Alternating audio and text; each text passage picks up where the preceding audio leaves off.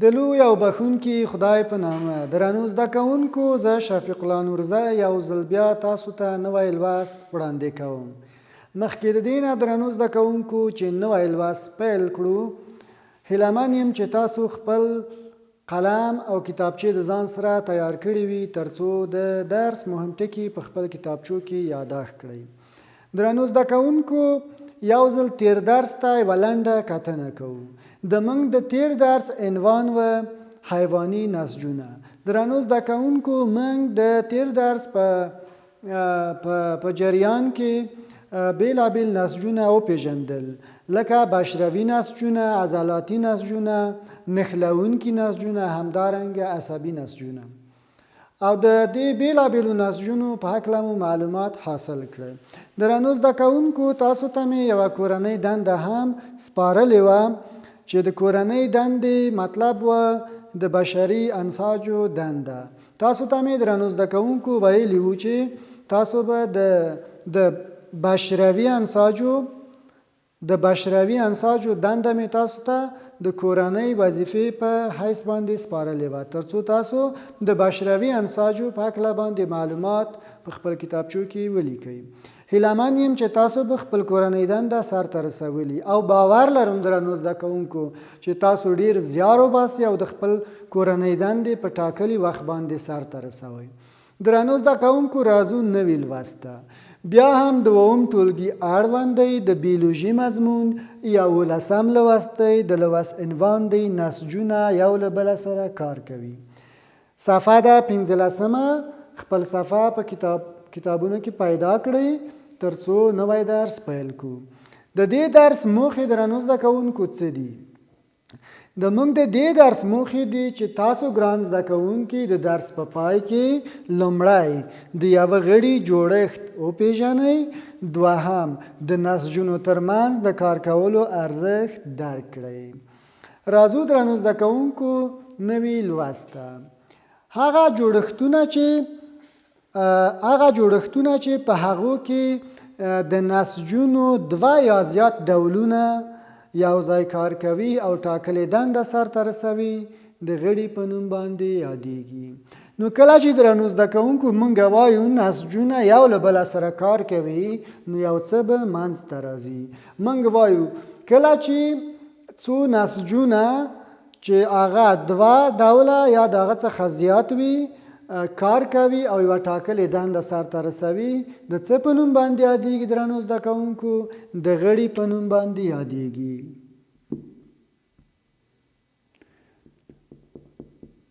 درنو زده کوونکو، تاسو تر اوسه د خپل د بدن د غړو په هکله باندې فکر کړی دی؟ درنو زده کوونکو، آیا د خپل د بدن بیلابیل غړي پیژنئ او تاسو د خپل د بدن د غړو د فعالیت په هکله باندې هم تر اوسه فکر کړی یا ځینې پوښتنې د تاسو په ذهن کې راولاړې شوي دي؟ درنو زده کوونکو، نو لکه څنګه چې مو وویل چې څو بیلابیل نسجونه چې هغه دوه یا د دوه ډولو څخه زیات وي یو ځای کار کوي او غړي منځته راولي. نو اوس د بیلګې په ډول باندې درنو زده کوونکو تاسو ته د بدن یو غړی معرفي کوم. درنو زده کوونکو، راځو زړه ته. زړه د بدن یو غړی دی او د بدن ډیر یو مهم غړی دی. درنو زده کوونکو، تاسو پوهیږئ چې په زړه کې د دوه ډوله څخه زیات نسجونه شتون لري، یعنی زړه له عضلاتي نسجونو څخه منځته راغلی دی. البته یوازې د عضلاتي نسجونو څخه نه، نور نسجونه هم په دې کې شتون لري. د زړه په جوړښت کې عضلاتي نسجونه شتون لري، همداسې ارتباطي نسجونه شتون لري، عصبي نسجونه شتون لري او د زړه د ننۍ برخه درنو زده کوونکو بشروي نسجونو پوښلې ده. نو کله چې درنو زده کوونکو دغه څو بیلابیل نسجونه یو غړی منځته راوړي چې هغه ته موږ وایو زړه، نو زړه یوه ټاکلې دنده سرته رسوي. ښه درنو زده کوونکو، د زړه ټاکلې دنده څه ده؟ زړه وینه پمپ کوي ترڅو د بدن بیلابیلو برخو ته د وینې جریان ورسیږي. خو درنو زده کوونکو، نور غړي هم په بدن کې شته چې زه د بیلګې په ډول یو بل غړی د بدن تاسو ته درپېژنم. درنو زده کوونکو، کومه موډل چې تاسو ګورئ دا د معدې موډل دی. د معدې په جوړښت کې هم بیلابیل ډولونه د نسجونو شتون لري او د بیلابیلو نسجو د یو ځای کېدو څخه معده هم منځته راغلې ده. لکه تاسو ګورئ درنو زده کوونکو عضلات لیدل کېږي او موږ په دننۍ برخه کې هم درنو زده کوونکو عضلات لیدل کېږي، عضلاتي جوړښتونه لیدل کېږي.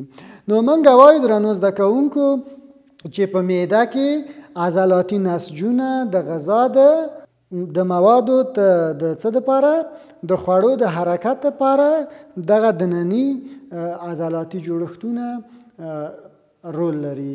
یعنی هغه خوړو ته څه کوي؟ حرکت ورکوي. معده یو ډول موج ته ورته داسې موجي حرکتونه لري تر څو خوړو ته حرکت ورکوي.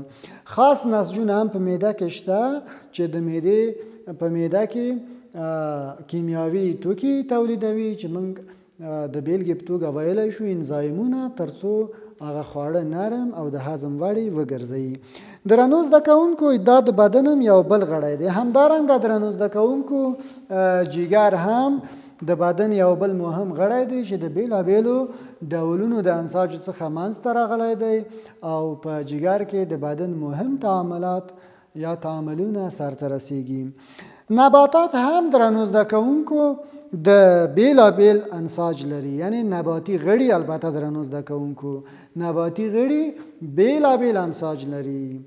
لکه د بیلګې په توګه په پاڼه کې د اپیډرمس یا هغه پوښښي انساج شتون لري. همدارنګه پارانشیما انساج په هغه کې شتون لري چې پوښښي انساج یا هغه بشروي انساج چې موږ اپیډرمس ټیشیوز ورته وایو دا هغه انساج دی چې په پاڼه کې په لاندنۍ برخه کې او پاسنۍ برخه کې شتون لري او پاڼه محافظت کوي، یعنی پاڼه ساتي د بیرونیو فاکتورونو څخه. همدارنګه پارانشیما چې دا د نبات هغه اساسي انساج ګڼل کېږي د غذا په جوړولو کې یا د خوړو توکو په جوړولو کې د نبات سره مرسته کوي. همدارنګه انتقالي انساج هم په پاڼه کې شتون لري چې د واسکیولر بندل په نوم باندې یادیږي او دا انساج هم د نبات بیلابیلو برخو ته هغه اوبه، خام توکي او همدارنګه هغه کومه جوړه شوې شیره چې په پاڼو کې جوړیږي د نبات لاندنیو برخو ته رسوي. درنو زده کوونکو یو ځل بیا خپل درس راټولوه. موږ وویل چې د موږ درس عنوان و نسجونه یو له بله سره کار کوي.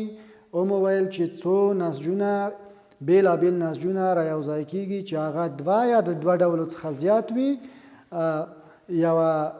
یو غړی منځته راوړي چې دا غړی ټاکلې دنده سرته رسوي. همدارنګه درنو زده کوونکو زړه مو د بیلګې په توګه تاسو ته معرفي کړه چې د درې ډولو څخه زیاتو انساجو څخه منځته راغلی و او د وینې د پمپ کولو دندې سرته رسوله. همدارنګه درنو زده کوونکو معده هم چې د خاصو انساجو د عضلاتي انساجو څخه منځته راغلی و او د هاضمې په سیستم کې یو مهم غړی ګڼل کېږي تر څو د منګه هغه خوراکي توکي چې کله منګه خورو هغه هضم ته چمتو کړي. درنو زده کوونکو تاسو ته یوه کوچنۍ شانته کورنۍ دنده سپارم. هیلهمند یم چې خپل کورنۍ دنده په ډېر زیر سره سرته ورسوئ تر څو د تاسو په علم کې زیاتوالی راشي. درنو زده کوونکو تاسو کورنۍ دنده ده زړه د کومو انساجو څخه جوړ شوی دی او د کار پایله هم ولیکئ. یو ځل بیا درنو زده کوونکو تاسو ته تکراروم. تاسو کورنۍ دنده ده زړه د کومو انساجو څخه جوړ شوی دی او د کار پایله څه ده. یعنی د دغو انساجو هغه مجموعه څه ده او بالاخره دغه انساج چې راوځای شوي دي زړه یې منځته راوړی دی د کار پایله څه ده. د موږ د نن ورځې درس درنو زده کوونکو همدلته پای ته ورسېده. د راتلونکي درس پورې تاسو په لوی څښتن تعالی سپارم. ښه ژوند ولرئ.